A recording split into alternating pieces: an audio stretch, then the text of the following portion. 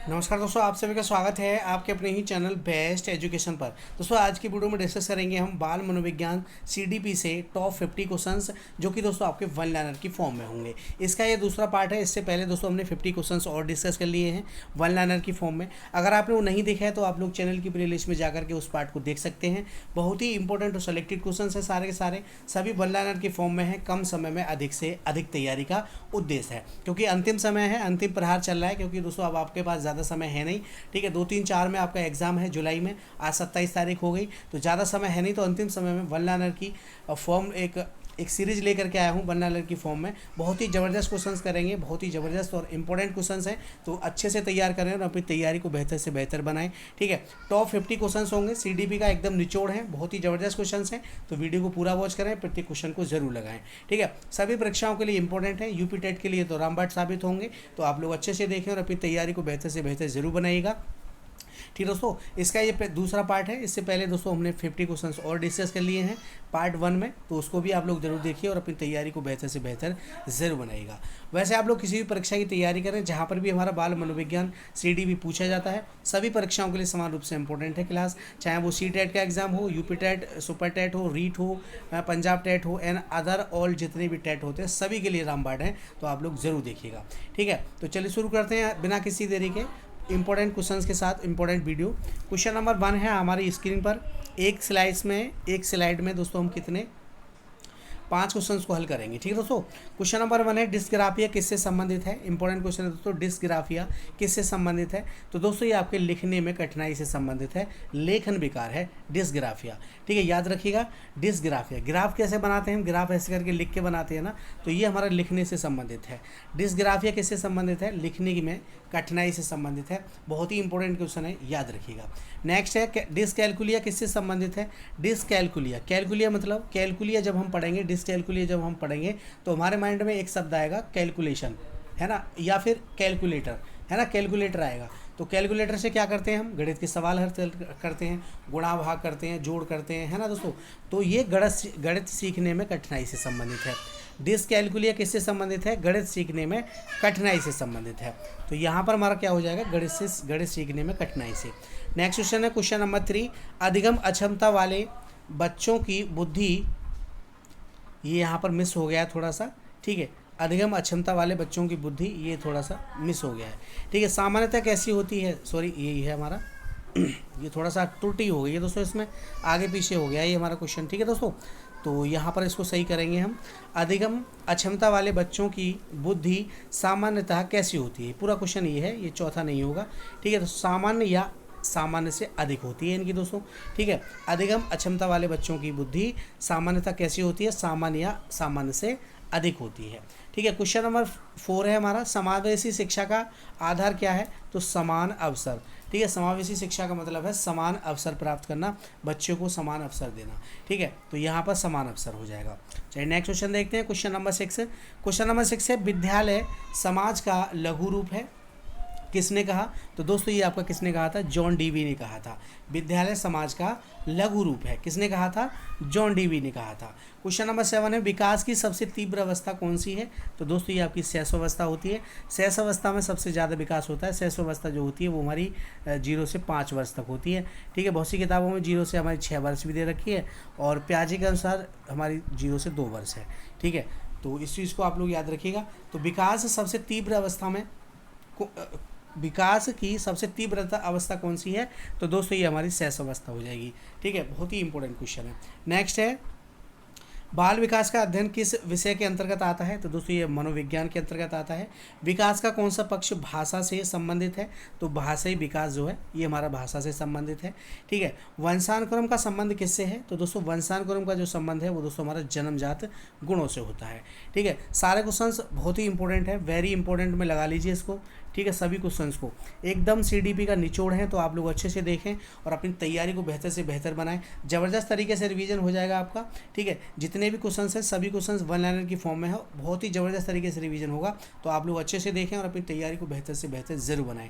और दोस्तों प्रयास अगर अच्छा लगे तो वीडियो को लाइक और शेयर जरूर कीजिएगा, और चैनल पर नए हैं तो चैनल को भी सब्सक्राइब कर लीजिए, साथ में बेल आइकन प्रेस कर लीजिए, जिससे कि सभी वीडियोज़ का नोटिफिकेशन आपको सबसे पहले मिले। जितने भी दोस्त आपकी तैयारी कर रहे हैं यूपी टेट की, यूपी टेट 2026 की, सभी के लिए वीडियो को शेयर करें, सभी के लिए बहुत ही इंपॉर्टेंट और रामबाण क्लास है, तो आप लोग अच्छे से देखिएगा। ठीक है, वैसे हमारी जो MCQs वाली क्लास है वो भी होती है, लेकिन अभी मैंने कल लगाई है ये हमारी वन लाइनर की फॉर्म वाली क्लास, और एक आज है। ठीक है, इसके 4 पार्ट कराऊंगा मैं। ठीक है, 4 पार्ट में हम 200 क्वेश्चन के समथिंग करेंगे, उसमें ज़बरदस्त क्वेश्चन होंगे। यहाँ से आपको बहुत सारे क्वेश्चन परीक्षा में देखने के लिए ज़रूर मिल जाएंगे, तो आप लोग अच्छे से देखते रहिए। ठीक है, वीडियो को शेयर करते रहिए सभी दोस्तों में, जितने भी दोस्त आपकी तैयारी कर रहे हैं। क्वेश्चन नंबर 11 है, पर्यावरण का संबंध किससे है? तो पर्यावरण का संबंध दोस्तों बाहरी परिस्थितियों से है। ठीक है, क्वेश्चन नंबर 12 है, सीखने के लिए सबसे महत्वपूर्ण कारक क्या है? तो प्रेरणा जो होता है सीखने के लिए सबसे महत्वपूर्ण कारक होता है। क्वेश्चन नंबर 13 है, बुद्धि और सृजनात्मकता में क्या संबंध है? दोनों अलग लेकिन संबंधित हैं, दोनों अलग होते हैं लेकिन एक दूसरे से संबंधित हैं।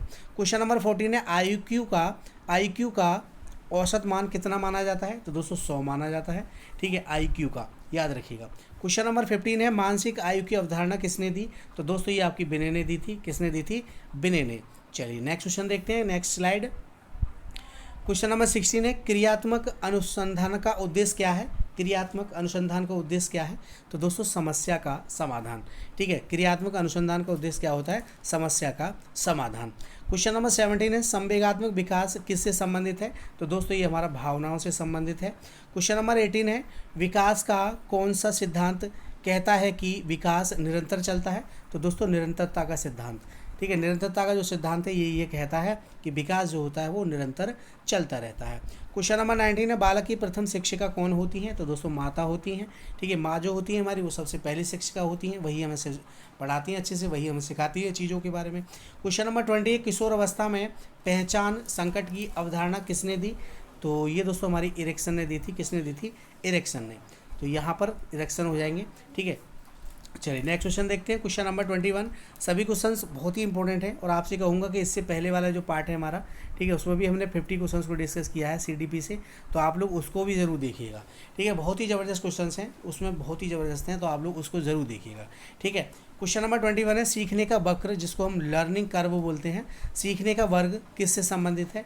तो दोस्तों ये आपकी अधिगम की प्रकृति से संबंधित है। अधिगम किस प्रकार से हो रहा है? ठीक है, अधिगम किस गति से हो रहा है? ठीक है, तो सीखने के जो वक्र होते हैं वो अधिगम की प्रगति से होते हैं। क्वेश्चन नंबर 22 है, अधिगम का सबसे सरल रूप कौन सा है? तो दोस्तों अनुकरण जो है ये अधिगम का सबसे सरल रूप है। अनुकरण मतलब होता है नकल करके सीखना। बड़ों से जब सीखते हैं, छोटे बच्चे बड़ों से ही तो सीखते हैं, तो वो अनुकरण से ही तो सीखते हैं। कोई पाठशाला तो है नहीं उस चीज़ की, ठीक है, ना ही उसकी पढ़ाई है कोई, तो बच्चे बड़ों को देखते हैं वैसे ही सीखते हैं, वही अनुकरण कहलाता है। क्वेश्चन नंबर 23 है, स्मृति का अंतिम चरण क्या है? तो पुनः स्मरण है। स्मृति का अंतिम चरण क्या होता है? पुनः स्मरण। क्वेश्चन नंबर 24 है, विस्मरण वक्र किसने प्रस्तुत किया? तो दोस्तों हैविंग हॉश ने किया था। ठीक है, विस्मरण वक्र किसने प्रस्तुत किया था? हैविंग हॉश ने। क्वेश्चन नंबर 25 है, सृजनात्मक बालक का प्रमुख गुण क्या है? तो दोस्तों मौलिकता होता है। क्या होता है? मौलिकता। चलिए नेक्स्ट क्वेश्चन देखते हैं। Question number 26। क्वेश्चन नंबर 26 है, प्रतिभाशाली बालकों को किस प्रकार की शिक्षा चाहिए? ठीक है, तो इनको विशिष्ट एवं समृद्ध शिक्षा चाहिए। ठीक है, विशिष्ट एवं समृद्ध शिक्षा प्रतिभाशाली बालकों के लिए। क्वेश्चन नंबर 27 है, समस्या समाधान विधि का समर्थक कौन था? तो ये दोस्तों आपके जॉन डीवी हो जाएंगे, समस्या समाधान विधि के समर्थक। क्वेश्चन नंबर 28 है, सीखने का सामाजिक सिद्धांत किसने दिया? तो दोस्तों ये आपको बंडूरा ने दिया था। ठीक है, सामाजिक अधिगम का सिद्धांत किसने दिया? बंडूरा ने दिया था। ठीक है, इस चीज़ को आप लोग याद रखिएगा। क्वेश्चन नंबर 29 है, ध्यान की अवधि बच्चों में कैसी होती है? तो कम होती है। बच्चे ध्यान कम लगा पाते हैं क्योंकि उनका जो मन होता है वो चंचल होता है, ध्यान लगाने का मतलब ही पैदा नहीं होता। ठीक है, इधर उधर वो घूमते रहेंगे, इधर उधर की बातें सोचते रहेंगे, नए नए आपसे क्वेश्चंस करते रहेंगे।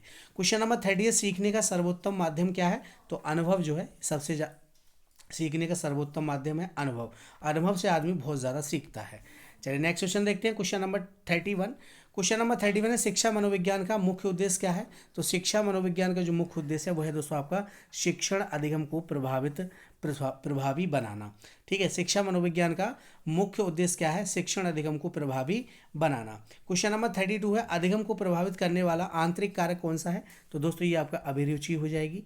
क्वेश्चन नंबर 33 है, अधिगम को प्रभावित करने वाला बाह्य कारक कौन सा है? तो दोस्तों विद्यालय वातावरण, विद्यालय और वातावरण, ये दोस्तों आपके अधिगम को प्रभावित करने वाले बाहरी कारक हैं। ठीक है, इसको आप लोग याद रखिएगा। क्वेश्चन नंबर 34 है, अभिप्रेरणा का दूसरा नाम क्या है? तो दोस्तों प्रेरणा जो होता है इसी को हम अभिप्रेरणा कहते हैं, मोटिवेशन को।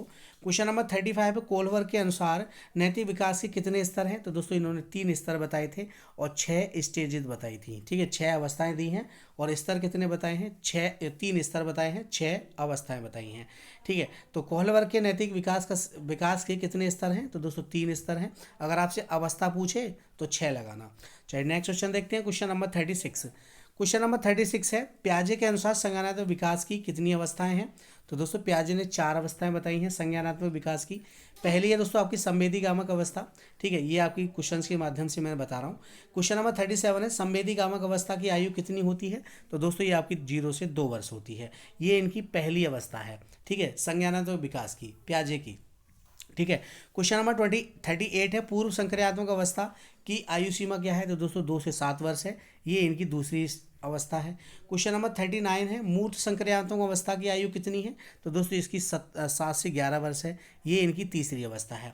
क्वेश्चन नंबर 40 है, औपचारिक संक्रियात्मक अवस्था की आयु कितनी होती है? तो दोस्तों ये आपकी 11 वर्ष से अधिक होती है, उससे ऊपर होती है।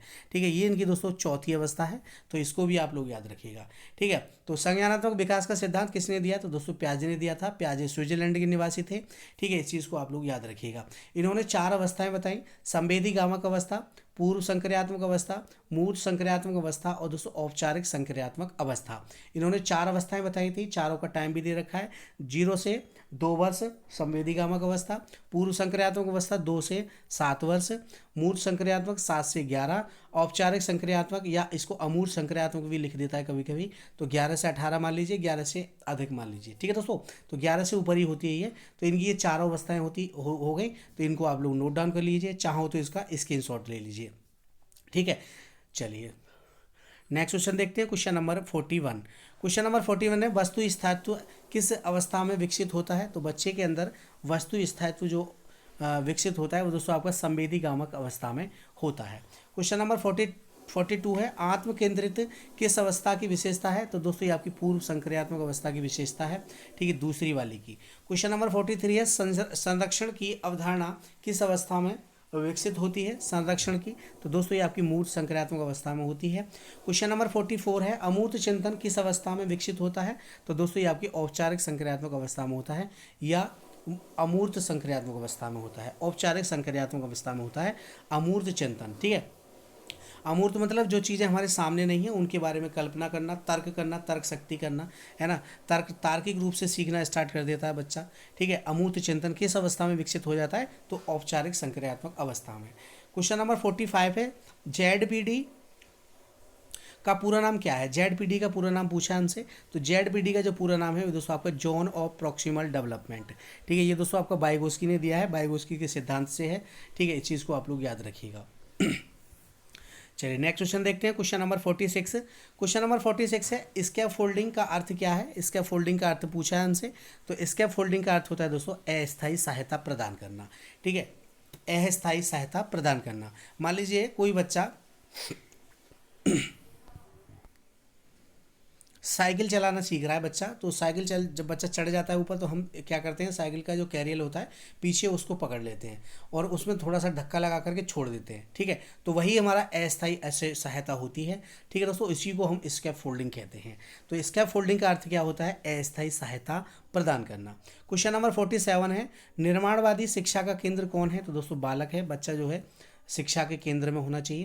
क्वेश्चन नंबर 48 है, सतत एवं व्यापक मूल्यांकन जिसको सीसीई कहते हैं में किस प्रकार पर बल दिया जाता है? तो दोस्तों समग्र विकास पर बल दिया जाता है। सभी तरह का विकास होना चाहिए बच्चे का, मानसिक विकास भी होना चाहिए, संज्ञानात्मक विकास भी होना चाहिए, शारीरिक विकास भी होना चाहिए, है ना।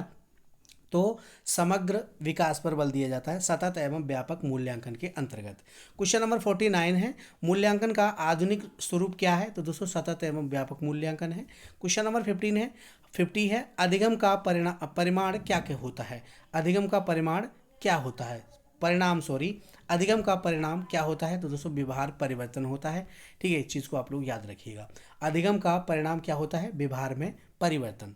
ठीक है, तो ये थे मोस्ट 50 क्वेश्चंस वन लाइनर की फॉर्म में। सभी के सभी क्वेश्चंस बहुत ही इंपॉर्टेंट हैं सीडीपी से। तो क्लास कैसी रही कमेंट सेक्शन में कमेंट करके जरूर बताएं, और प्रयास अगर अच्छा लगा तो वीडियो को लाइक और शेयर कर दीजिए। चैनल पर नए हैं तो चैनल को भी सब्सक्राइब कर लीजिए, साथ में बेल आइकन प्रेस कर लीजिए, जिससे कि सभी वीडियोज़ का नोटिफिकेशन आपको सबसे पहले मिले। सभी चीज़ों को नोट डाउन करते रहिए। ठीक है, वन लाइनर की फॉर्म में है, अंतिम समय में काम देंगे। कॉपी में लिखे होंगे तो अंतिम समय में आप लोग एक नज़र में उनको फेर लेंगे। कभी कभी क्या होता है, हम गेट के सामने खड़े होकर भी, जैसे सेंटर है हमारा, तो सेंटर के बाहर गेट के सामने खड़े हो गए और कॉपी हमारे हाथ में है और फटाक से उनका रिवीजन मार लिया, है ना। बस में जा रहे हैं तो रिवीजन मार लिया। तो इन सभी क्वेश्चंस को नोट डाउन कर लीजिए, वन लाइनर की फॉर्म में है। ठीक है, ये आपको ऑप्शंस के रूप में मिलेंगे क्वेश्चंस। ठीक है दोस्तों, तो आप लोग अच्छे से तैयार करें और अपनी तैयारी को बेहतर से बेहतर ज़रूर बनाएं। ठीक है, मिलते हैं अगली वीडियो में। तो नेक्स्ट वीडियो में मिलते हैं अगली वीडियो में नए क्वेश्चंस के साथ। तब तक के लिए जय हिंद, जय भारत, धन्यवाद दोस्तों।